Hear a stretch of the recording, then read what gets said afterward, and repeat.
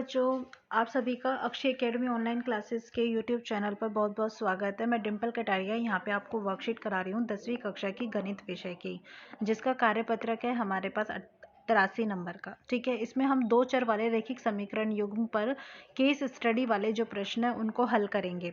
तो पहला जो हमारे पास प्रश्न है उसके अनुसार रिया ने 80 रुपये में 3 कॉपी खरीदी है और 2 पेन खरीदे हैं। ठीक है, और उसके दोस्त सुनील ने कहा कि हर कॉपी की कीमत 25 रुपये हो सकती है। अगर हर एक कॉपी की कीमत 25 रुपये होगी तो बाकी की सारी तीनों कॉपी की कीमत कितनी हुई? 75 रुपये, यानी कि 5 रुपये बचे और वो 5 रुपये में उसने 2 पेन खरीद लिए। तो पहला जो प्रत्येक पेन है वो 2 रुपये 50 पैसे के पड़े। लेकिन अन्य मित्र दीपा को ये लगा कि एक पेन की कीमत तो 2.5 रुपये बहुत कम है। भाई एक पेन तो कम से कम 16 रुपये का होना चाहिए। अगर 16 रुपये का एक पेन हो गया है तो 2 पेन आपके पास कितने के हो जाएंगे? 16 दूनी 32 रुपये के। तो इसका मतलब ये हुआ कि प्रत्येक कॉपी भी कितने रुपए की होगी? 16 रुपये की होगी। क्यों? जब 80 में से 32 चले जाएंगे तो 48 बचेंगे, और 48 रुपये में 3 कॉपी, यानी कि एक कॉपी हो गई है आपकी 16 रुपये की। अब आकाश ने भी रिया की तरह ही कॉपी और पेन खरीदे हैं, लेकिन आकाश ने क्या किया? 4 कॉपी और 3 पेन के लिए 110 रुपये का भुगतान किया, और रिया ने 80 रुपये में कितने लिए? 3 कॉपी ली और 2 पेन लिए।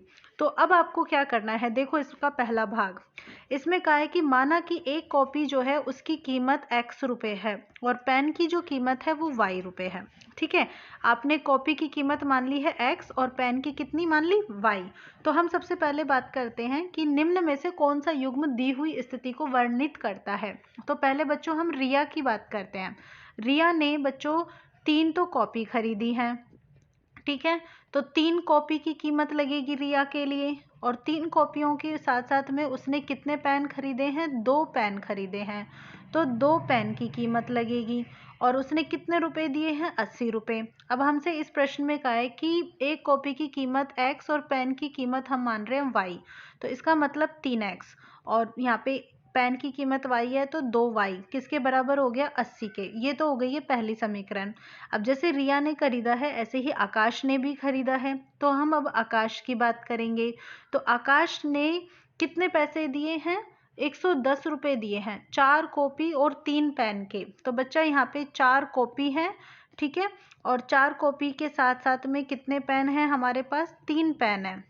तो 4 कॉपी, यानी कि 4 कॉपी की कीमत हो गई है 4x और 3 पेन की कीमत हो गई है 3y और 110 रुपये। ये दूसरी समीकरण है। तो चलो देखो, 3x प्लस 2y 80 के बराबर और 4x प्लस 3y बराबर किसके? 110 के, यानी कि बी ऑप्शन उत्तर है। अब दूसरा प्रश्न देखो, ये हो गया पहला प्रश्न। ठीक है, पहला भाग हो गया। अब दूसरे प्रश्न में क्या कहा है कि आपको बताना है कि इसमें कितने हल है। तो उसके लिए बच्चों हम a1 बटा a2 देखो पहले। a1 बटा a2 जो है वो 3 बटा 4 के बराबर है। ठीक है, और b1 बटा b2 को अगर हम देखते हैं तो b1 का जो मान है यानी कि y का गुणांक वो 2 है और नीचे वाली समीकरण में 3 है। तो हम इन दोनों के आधार पर ही कह सकते हैं कि a1 बटा a2 जो है वो b1 बटा b2 के बराबर नहीं है। और बच्चा जब b1 बटा b2 के बराबर नहीं होता है तो कितने हल आपके पास आते हैं? केवल एक हल आपके पास आता है। जब ये वाली आपकी स्थिति होती है तो केवल एक ही हल होता है। तो हम यहाँ पर ले लेते हैं अद्वितीय हल। एक ही हल होगा तो अद्वितीय। अब आपसे कहा है कि कॉपी की कीमत क्या होगी, तो उसके लिए आपको समीकरण 1 और 2 को हल करना होगा। ठीक है, तो तीसरे प्रश्न में ना हम इन समीकरणों को हल करते हैं। तो यहाँ पे तो 3x प्लस 2y बराबर 80 है। तो एक काम करते हैं, समीकरण 1 को हम यहाँ पे 3 से गुना कर लेते हैं। ठीक है, समीकरण 1 को 3 से गुना करते हैं, और दूसरी जो समीकरण है कौन सी? समीकरण 2, और समीकरण 2 को हम यहाँ पर 2 से गुना करते हैं। गुना करने पर तो चलो देखो क्या मिला। समीकरण 1 को 3 से गुना कर रहे हैं तो 3 तिया 9x प्लस 3 दूनी 6y बराबर है 3 गुना 80 यानी कि 240 के। और जो दूसरी समीकरण है उसमें 4x है, तो 2 से गुना करेंगे तो 4 दूनी 8x और 2 तिया 6 और ये बराबर है 220 के। अब हम एक काम करते हैं, इनको ना यहाँ पे घटा देते हैं। जब घटाएंगे तो नीचे के जो चिन्ह है वो बदल जाएंगे। तो 9 में से 8 गए तो बचा x, 6y से 6y तो कट गया और बचा क्या, 240 में से 220 गए यानी कि 20, और x जो है वो क्या है हमारे पास, एक कॉपी की कीमत है। तो बच्चा एक कॉपी की कीमत हमारे पास आ जाती है 20 रुपये। ठीक है, तो ये जो हमारा तीसरा प्रश्न है इसके अनुसार हम यहाँ पर लगा देते हैं एक कॉपी की कीमत 20 रुपये।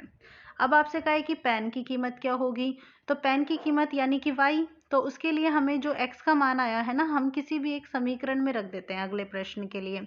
तो अगला प्रश्न है हमारा चौथा, इसमें हम x का मान समीकरण 1 में रख देते हैं। समीकरण 1 में रखने पर समीकरण 1 में हमारे पास है 3x प्लस 2y बराबर है किसके, 80 के। तो आपने यहाँ पर x का मान रखा 20 प्लस 2y बराबर 80, तो 3 को 20 से गुना किया तो हमें 20 दिया, मिल जाता है 60।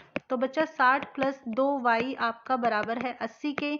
तो 2y का मान हमारे पास किसके बराबर आएगा, 80 माइनस 60 यानी कि 20 के। ठीक है, तो हमारे पास यहाँ पे y बराबर आ जाता है 20/2 यानी कि 10। तो आपके पास ये एक पेन की कीमत है, यानी कि एक पेन जो है वो कितने रुपए का आपको मिला है, यहाँ पे 10 रुपए का मिला है। ठीक है, तो हम ऑप्शन में देखते हैं और यहाँ पर 10 रुपए यानी कि ए पर टिक कर देते हैं। अब कह रहे हैं कि यदि वो ऐसे ही 15 कॉपी खरीदे और 12 पेन खरीदे तो कुल कितनी कीमत होगी। तो पांचवा भाग में हम 15 कॉपी खरीदेंगे और 12 पेन खरीदेंगे, तो 15 कॉपी प्लस 12 पेन की कीमत हमें यहाँ पे बतानी है।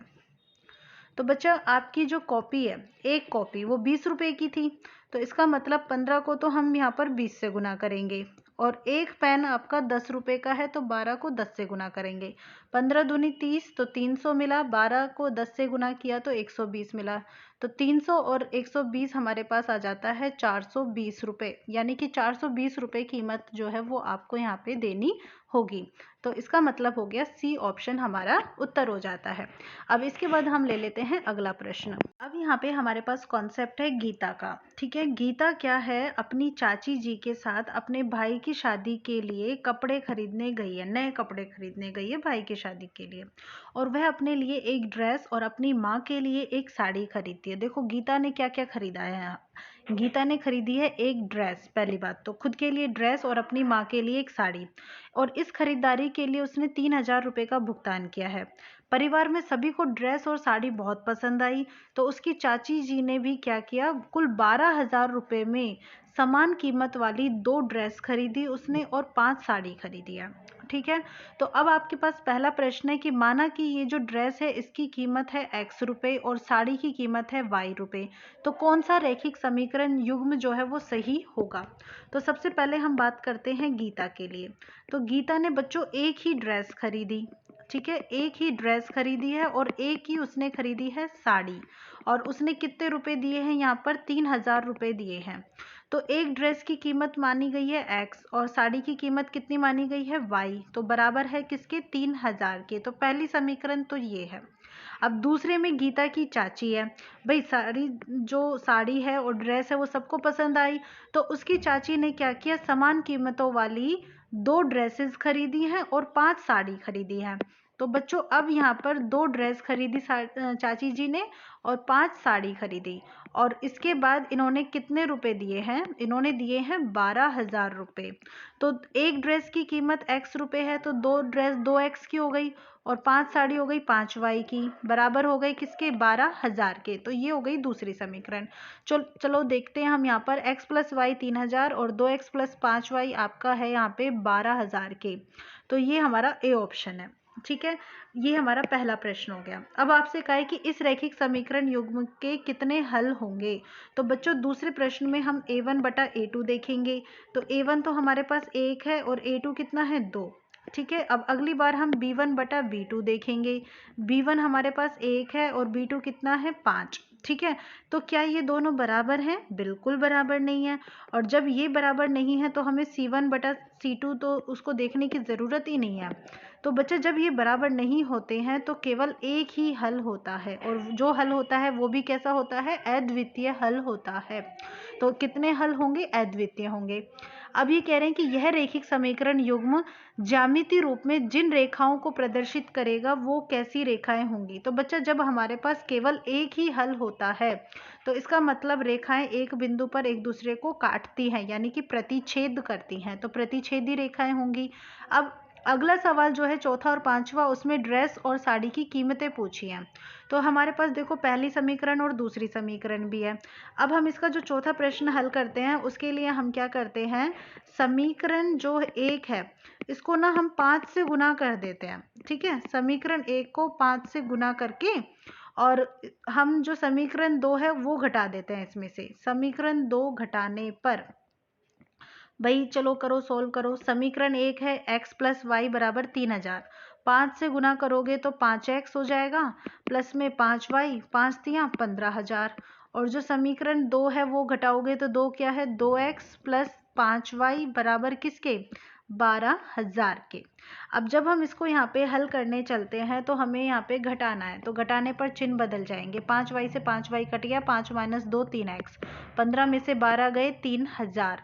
तो बच्चों x का मान हमारे पास कितना आया, 3000 बटे 3, यानी कि 1000 रुपये। और x हमारे पास क्या है, एक ड्रेस की कीमत है, तो हमारे पास एक ड्रेस की कीमत आ जाती है 1000 रुपये। ठीक है, तो 1000 रुपये अगर हम इस प्रश्न में देखते हैं तो ये हमारे पास कौन सा ऑप्शन है, ए ऑप्शन। अब हमें साड़ी की कीमत भी चाहिए। ठीक है, तो ये था चौथा प्रश्न। अब पांचवा देखेंगे, साड़ी की कीमत यानी कि y का मान। तो ये जो भी हमारे पास x का मान आया है ना, हम समीकरण एक में रख देते हैं, क्योंकि समीकरण एक तो बहुत छोटी सी और बहुत आसान होगा।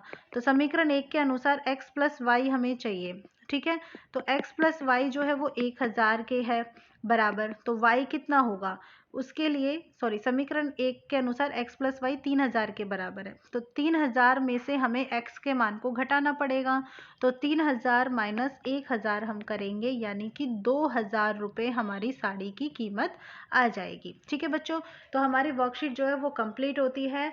और अगर आपको अच्छी लगी हो तो लाइक कमेंट जरूर करना, चैनल को सब्सक्राइब भी करना। Thank you so much for watching my channel.